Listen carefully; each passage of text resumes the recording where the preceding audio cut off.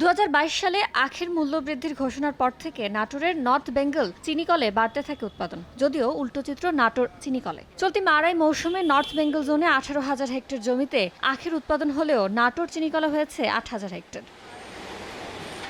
নাটোর চিনিকল জোনে কৃষকদের অভিযোগ, এই চিনিকলে মাড়াই মৌসুম শুরু হয়েছে দেরিতে। এছাড়া আখ বিক্রির অনুমতি পেতে বিলম্ব হয়, চৈতালি ফসল থেকে বঞ্চিত হয়েছেন তারা, যার প্রভাব পড়েছে উৎপাদনে। বড় চাষির পুঁজি আগে দিয়ে দেয়, আমাদের পরে এখন পুঁজি দেয় অল্প। 2 বছর থেকে যে কুশলের দাম বাড়িছে, আমরা এই যে সামান্য জমি করেছি। 4 বছর আগে আখের মূল্য বৃদ্ধির পর অব্যাহত লোকসান থেকে ঘুরে দাঁড়িয়েছে নর্থ বেঙ্গল চিনিকল। আখের উৎপাদন বৃদ্ধি হয়, বেড়েছে চিনি উৎপাদনও। গত 2 মৌসুমে চিনিকলটি মুনাফা করেছে প্রায় 30 কোটি টাকা। লস কাটিয়ে লাভের মুখ দেখতেছে।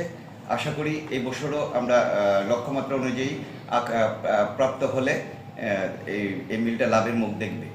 আপনাকেই বলছি, ইন্স্যুরেন্স করলে সিটিতে সুরক্ষা পাবেন নিশ্চিত।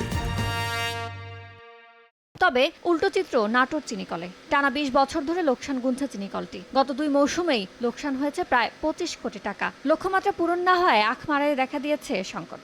যদিও এই বিষয়ে কথা বলতে নারাজ চিনিকল কর্তৃপক্ষ।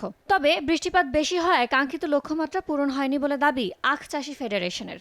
গত বছর আমাদের আখ উৎপাদন প্রায় 8,000 একর মতন হয়েছে, কিন্তু অতি বৃষ্টি হওয়ার কারণে আখের ফলন কমে গেছে। লোকসানে থাকা চিনিকলকে লাভজনক করতে জোনে অন্য ফসল উৎপাদনে বেসরকারি বিনিয়োগকারীদের সঙ্গে যোগাযোগ করা হচ্ছে বলে জানিয়েছেন শিল্প উপদেষ্টা।